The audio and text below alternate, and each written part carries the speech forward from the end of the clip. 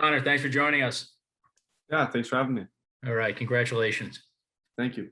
All right, so without anticipating a question, these two are so prestigious. Can you separate them? Can you explain what the two different things mean to you? Um, yeah, of course. I mean, one obviously is voted by the players, and the other one by the writers. And I guess I'll start with the Ted Lindsay and being voted by the players and being recognized by them. Obviously, means a ton, and to be able to win this award three times now is so humbling. And like I said earlier, I'm very grateful, to the players and for voting for me and recognizing me that way, and obviously for the writers to have voted me for the Hart.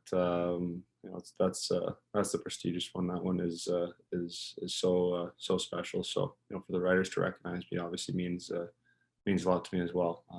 It's hard to distinguish between the two of them, but I'm very grateful. All right, let's get right to the questions.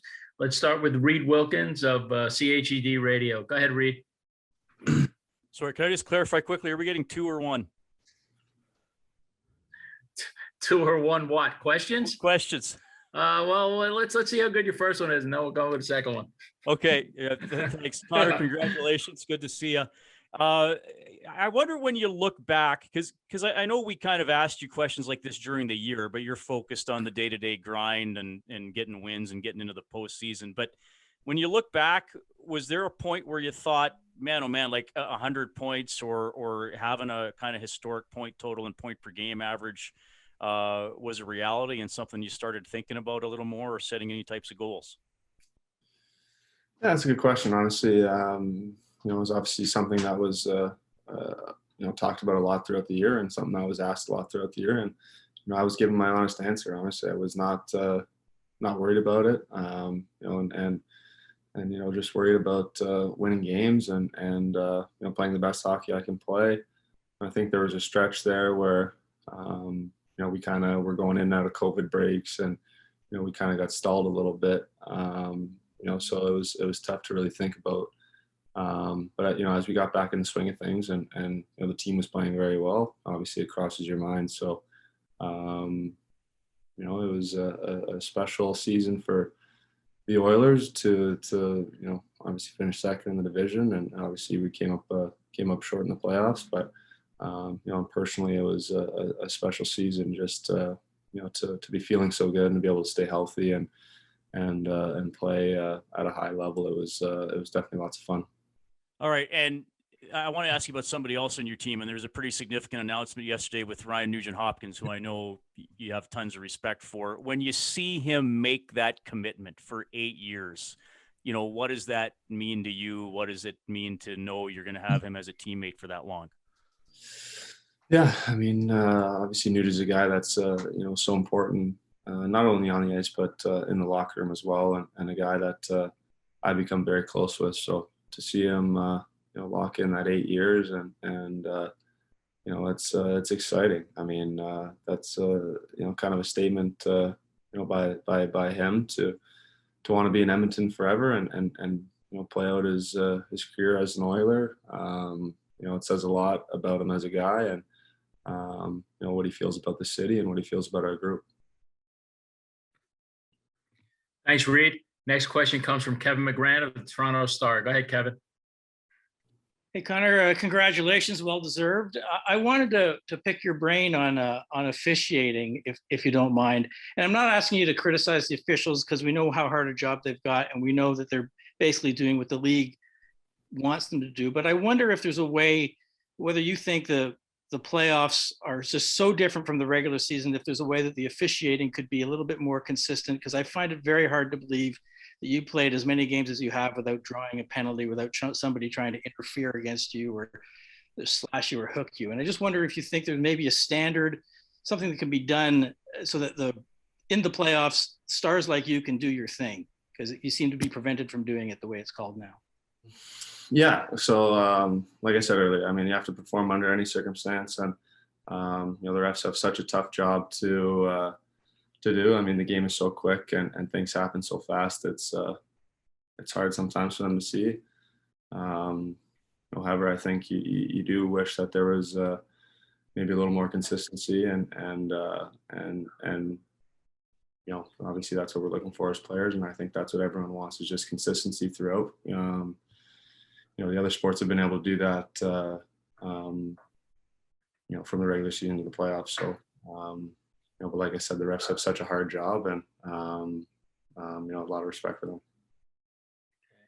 Once again, if you want to ask a question, please click raise hand at the bottom of your screen, and let's go to Gene Principe of Sportsnet. Go ahead, Gene. Hey, John. Hi, Connor. Congratulations. Hope you're enjoying your summer.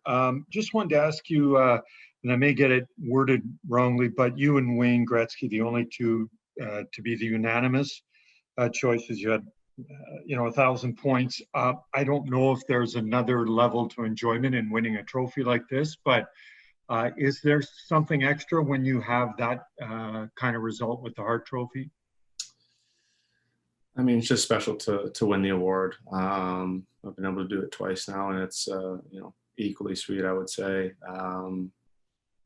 I guess maybe it's just a little feather in the cap, I guess, to do it unanimously, and obviously to anytime you're in the same breath as Wayne Gretzky, it's obviously you're doing something right. So I appreciate the writers viewing it that way. I think. Just honored to win the award, and to have a unanimous is just another little feather on top, I guess.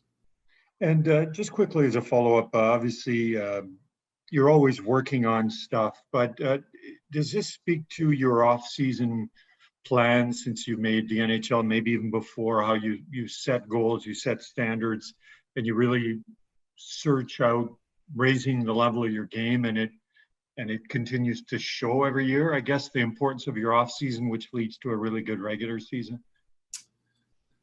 Yeah, I mean, the off season is so important. Just to find ways to grow your game, better your game, come back in great shape. It's just an opportunity to work on things. And, I've always kind of viewed the off season as a chance to grow and focus on different things. And this off season is no different. Thanks, Gene. I see one more hand up, so let's stick with Sportsnet and go to Mark Spector. Go ahead, Mark. Hey, Connor, how are you? Yeah, not too bad. You? Good, very well. I want to talk Olympics. The history of this thing is that the players get the thrill and the honor of playing, but the decision about whether you go is left in the hands of the NHL. And they base their decision on past Olympic experiences, right? They went there before, they didn't like the business deal or whatever their thinking is. But you've never been there before, and you're looking, I'm sure, for a chance. What would you say about, you're kind of at the mercy, I guess, of the businessmen on this one. What are your thoughts on a wishy-washy approach to coming to the Winter Olympics here? We're not sure if the league's going to go. What do you think? Well, I think when we signed our last CBA, I think, the players were really pushing for a commitment from the league to allow us to go to the Olympics. My understanding, we got that commitment, and the league was going to do everything in their power. So, I think as players, we're expecting to go. I think as players, we're expecting the league to make that happen. So for me, obviously I've never been before, and I'm fully planning on going. If I'm lucky enough to make the team and represent my country at the Olympics, I mean, it'd be so special. So, as players, I think we were under the impression that the league was going to do everything in their power, like I said, and that we will be going. It sounds like it's kind of going back a little bit, but I'm sure they'll find a way to get it done. Stand corrected. A couple more hands popped up. Let's go to Jackie Spiegel from the Sporting News. Go ahead, Jackie. Hey, Connor, congrats on the award. Question for you. With the last year being so up and down with pauses and not, the uncertainty of when games will start again, how does that impact your training this offseason? Does it change at all? Does the stopping and starting, does that impact how you prepare? And now with the potential of next season starting on time and having gone late into May, how does that all impact your offseason now? I think, it just makes guys push harder. I think having a shortened off season is a good thing for guys. We've like you said, it was kind of stop and go there for a while, and I think guys are just wanting to play games. So it's just a chance for guys to get a little rest, better themselves as much as they can in this short period of time, and make sure they're ready to go when the puck drops, hopefully in October. Thanks, Jackie. And this will be the final question, and we'll go to Dean Bennett from the Canadian Press. Go ahead, Dean. Thanks. Hi, Connor. Now that we have COVID in the rearview mirror, fingers crossed, I'm just wondering if you could just speak broadly to what the impact has been on you, on players, the last 16 months. And do you think it will have any, will everything go back to normal now in the fall, or do you think COVID has sort of changed the game in some way? Yeah, I think, COVID has affected everybody, hockey players included, myself included, I think. Obviously, I think that the previous question was kind of about the stop and go season and trying to adjust to that. And then obviously this year, staying in our own little bubbles and kind of not being out in the real world and just focusing on hockey. There was lots of sacrifices made on the guys that were playing, and obviously for the real world it was a lot greater than that. So it's affected everybody, and everyone's been everyone's done a great job of trying to beat this thing. And as for will the real world go back to normal, I certainly hope so.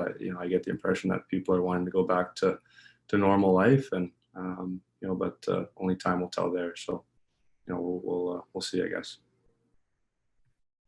Thanks, Dean. And Connor, congratulations once again on the Hart and the Lindsay, and thanks for taking the time today. Appreciate it. Thank you very much.